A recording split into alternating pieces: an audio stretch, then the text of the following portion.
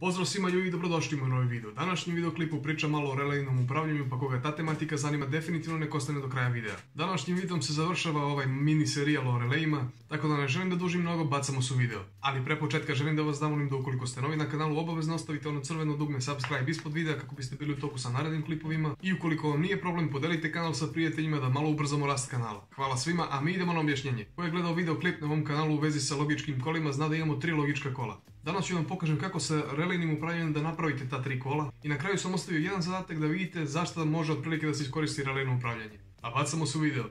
Evo nalazimo se opet u programu Fluid Sim. Sada ću vam pokazati osnovna 3 logička kola ili osnovne 3 logičke funkcije, kako god. Prva funkcija jeste i funkcija. Ko nije gledao klip o osnovnim logičkim kolima, ovo će možda mu bude malo zbunjujuće, preporučujem prvo da pogledate to pa da se vratite ovdje. U suštini i funkcija, moramo da imamo 2 ulaza aktivna da bismo na izlazu imali signal. Što ćemo sada i da napravimo? Imamo recimo 2 tastera, povežemo taster na izvor, povežemo redno samo do relea i spojimo dole na 0 V. Zatim nazovemo relé K1 i nazovemo kontakte K1 kako bi program znao da su to kontakti ovog relea. Dakle, kao što sam rekao, potrebno da 2 ulaza budu aktivna kako bismo na izlazu dobili signal. Ulazi su u ovom slučaju ova 2 tastera, a signal dobija ovaj relé. Kada se relé aktivira, potrebno da zatvori kontakt i da se sijalica upali. Tako da povezujemo radni kontakt, odnosno 1.4. Zatim idemo do sijalice i sa sijalice na 0 V. I naša i funkcija jeste spremna. Pokrećemo simulaciju i kada se pritisne jedan taster, ništa se ne dešava. Kad se pritisne drugi taster, ništa se ne dešava. Međutim, u programu kad se stisne Shift i klikne se jedan taster, on se zatvori i drugi taster, kao što vidite, sijalica svetli. Po otpuštanju jednog tastera prekida se celo strojno kola. A sada od ovoga možemo da napravimo ili funkciju. Šta ili funkcija radi? Potrebno je da jedan ulaz bude aktivan kako bismo na izlazu dobili signal.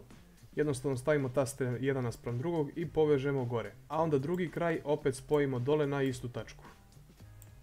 I šta se sada dešava kad pokrenem simulaciju? Pritiskom na jedan taster aktivira se sijalica. I dobili smo osnovnu ili funkciju. Ili jedan ili drugi taster treba da se pritisne da bi se aktivirao relé. I na kraju osnovna ne funkcija. Kao što vidite, u suštini samo se stavi mirni kontakt ovdje i šta se dešava kad se pokrene simulacija? Strojno kolo je zatvoreno i sijalica svetli, kao što vidite. Pritiskom na taster otvara se strojno kolo i sijalica prestaje da svetli. Sada da shvatite zašto može da se koristi relejno upravljanje, dakle ovo je smešna šema što smo do sada koristili, morat ću da vam pokažem kroz zadatak. I smislio sam jedan lagani zadatak gdje ćete ujedno da vidite kako radi granični prekidač. Nisam radio video o graničnom prekidaču, ali shvatit ćete, u suštini jako je prosto. S obzirom da je ovo program Fluid Sim i on je vezan za hidrauliku i pneumatiku, naravno ima i ove električne komponente, ali sada ćemo vidjeti kako sa relejnim upravljanjem možemo da palimo i gasimo jedan cilindar. Sada na ekranu možete da vidite tekst zadatka koji glasi: cilindar koji služi za presovanje delova se aktivira, odnosno izvlači pritiskom na taster T1. Kada dostigne svoj krajnji položaj, potrebno je predmet držati 10 sekundi, a zatim se automatski vratiti nazad. Kako ćemo to da uradimo? Prvo, potrebno nam je nešto što će da izvlači cilindar, a to je vazduh, pošto cilindar može da se izvlači ili uljem ili vazduhom. Mi ćemo sada da se baziramo na pneumatici, tako da koristimo vazduh. Sljedeće nam je potreban sam cilindar, a između nam je potreban jedan razvodnik koji će da pali i gasi cilindar. U ovome ništa nisam snimao klip, ovo služi čisto za demonstraciju. Ja ću to da povežem i šta je jako bitno? Bitno je da stavimo da se razvodnik pali preko elektromagneta.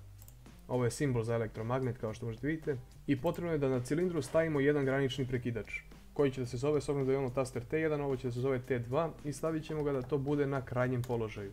Dakle, kada se cilindar izvuče, on će aktivirati taj granični prekidač. Šta je još jako važno u ovoj pneumatskoj šemi? Jeste da nazovemo elektromagnete nekim imenom. Ja ću da stavim Y1 i Y2.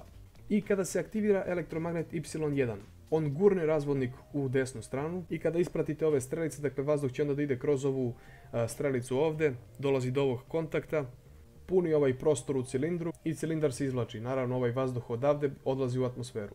A kada se aktivira Y2, vraća se razvodnik, onda opet se prati linija po kojom ide vazduh, dolazi do ovog kontakta, vraća cilindar, ovaj vazduh odavde izlazi u atmosferu. Toliko je prosto. Sada krećemo da sastavljamo električnu šemu s obzirom da pneumatsku već imamo. Potreba nam je izvor napajanja i u zadatku kaže pritiskom na taster T1 potrebno je da se cilindar izvuče. Što znači stavljamo jedan taster, nazvat ćemo ga T1, ispod njega stavimo relé, povežemo sve kao i do sada. Potrebni su nam kontakti relea, ja sam već nazvao kontakte, potrebno je samo da nazovem istim imenom i rele. I ispod toga stavljamo elektromagnet. Da, ovo je simbol elektromagneta i to je u suštini ovaj elektromagnet ovdje. Nazvat ćemo ga isto Y1. Povezujemo radni kontakt s obzirom da nam je to potrebno. Zašto? Jednostavno kad se aktivira ovaj rele, zatvorit će se kontakt i aktivirat će se elektromagnet Y1. Inače program je takav, ova dvojka ovdje treba da stoji gore da označava drugu granu, ali šta da se radi. Sad u zadatku kaže kada se cilindar izvuče potrebno je da drži predmet 10 sekundi. Stavit ćemo ovako obične jedne kontakte i kada nazovemo ovaj kontakt T2, vidjet ćete da je kontakt dobio ovaj mali zarez ovdje. To označava da je to granični prekidač.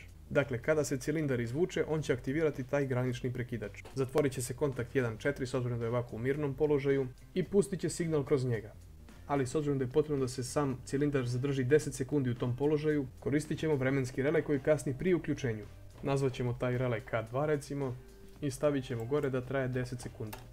I sljedeće je potrebno opet obične kontakte da stavimo, nazvat ćemo njih K2.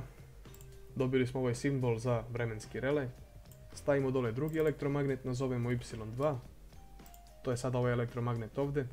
I u suštini naša električna šema jeste spremna. Pokrenuo sam simulaciju i kao što vidite sada vazduh ide ovdje i drži cilindar u ovom položaju.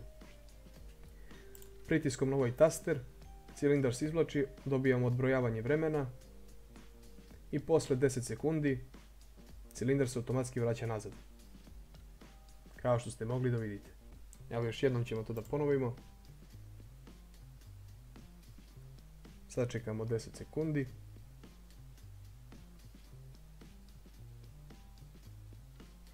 I cilindar se automatski vratio nazad.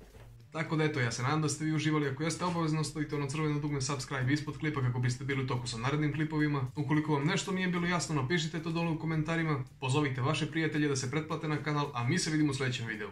Pozdrav!